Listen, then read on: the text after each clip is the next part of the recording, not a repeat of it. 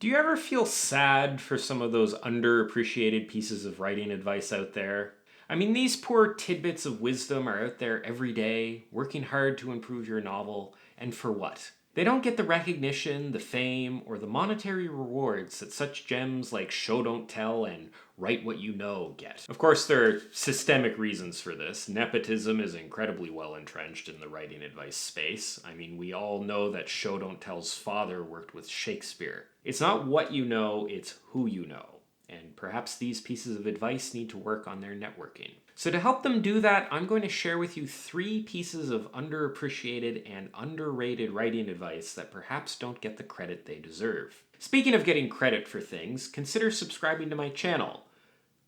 I don't know who will give you credit for that, but whatever. Alright, first up, write when you're in a good mood, revise when you're in a bad mood. It's no secret that your best writing probably comes out when you're energized, alert, focused, and not stressed. Ideas flow so much better in these times, and when you're creating writing, it's often best to have the inner critic be a little more subdued. But after you've done some writing, it needs to be evaluated for the purposes of revision.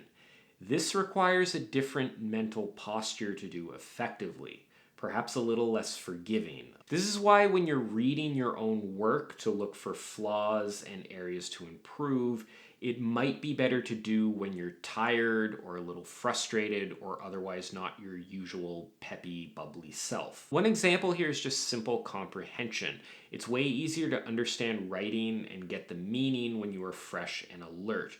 You're less likely to pick up on unclear meaning when you're tired and less focused.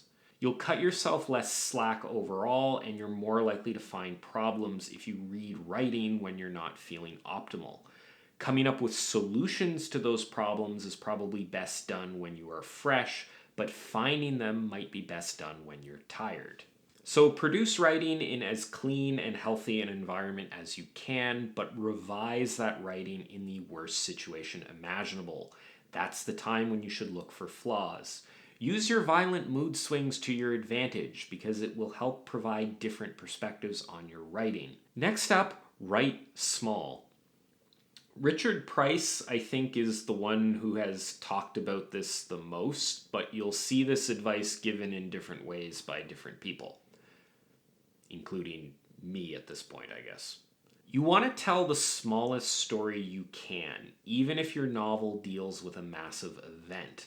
It's a little bit counterintuitive, perhaps, but reducing scope often means that the story will have more impact. This gets back to concrete and abstract language. Abstract language tends to deal with large ideas, very high-level descriptions of events. Abstraction is how you talk about hurricanes and wars and the history of different nations.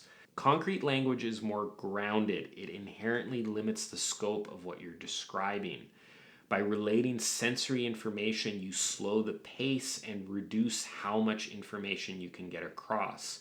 Concrete language describes a single soldier bleeding from their belly in a foxhole while machine gun bullets ricochet around them. Small things are how we experience the world. We don't experience every inch of a hurricane. We only see the lightning and hear the wind howling as it rushes past us. To really immerse the reader, to make writing that feels visceral, you need to keep what you describe small because that's all a human is really capable of experiencing.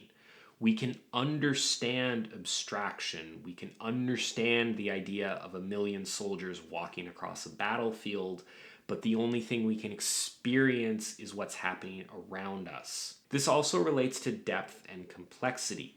Depth arises out of going deeply into a few small things, exploring one character or one relationship very deeply.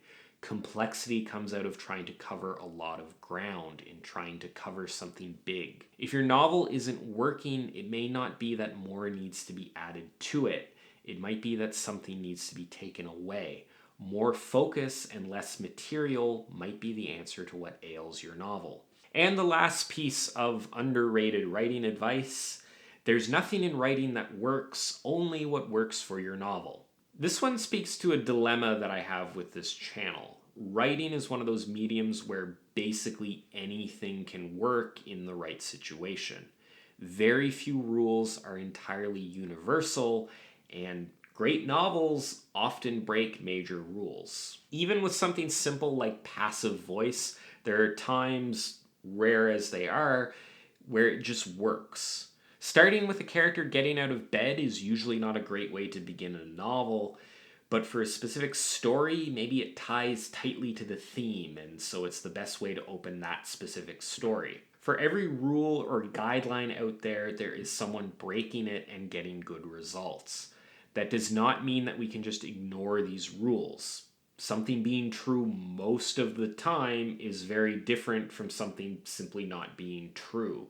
Basically, every writing rule you see out there is what works most of the time, but there's always exceptions, and it's usually unlikely that your story actually is one of those exceptions. A lot of this comes down to intention. Whatever decisions you make throughout your novel need to be intentional. When you decide how to approach a scene, it needs to be done with intention. When you craft a character a certain way, it needs to be done with intention. When you pick a viewpoint character for a scene, it needs to be done with intention. When you decide to describe the ceiling but not the walls, that needs to be done with intention. Just randomly using passive voice for no reason probably won't work. But if you encounter a specific passage and try a few different approaches and passive voice just happens to work best, then using it in that situation might be the best idea. Copying something a popular novel does and assuming that since they broke the rule, you can too, often ignores that author's intention. There is a reason that something works, and those reasons depend entirely on the situation that you find yourself in. And there's also probably cases of someone unintentionally breaking a rule, but just by coincidence and happenstance, it happens to work out. A good novel doesn't happen by accident, though. It requires intention and thought. It's not about knowing what works and what doesn't or following some kind of a checklist. It's about figuring when to do what and why you're doing it. Speaking of when to do things, now's the moment to end this video. So there you have it. I hope you enjoyed this video and found the advice in it useful. If you want to see more stuff like this, you can check out all my other writing advice related videos and subscribe to my channel. Thanks for watching, and I'll see you next time.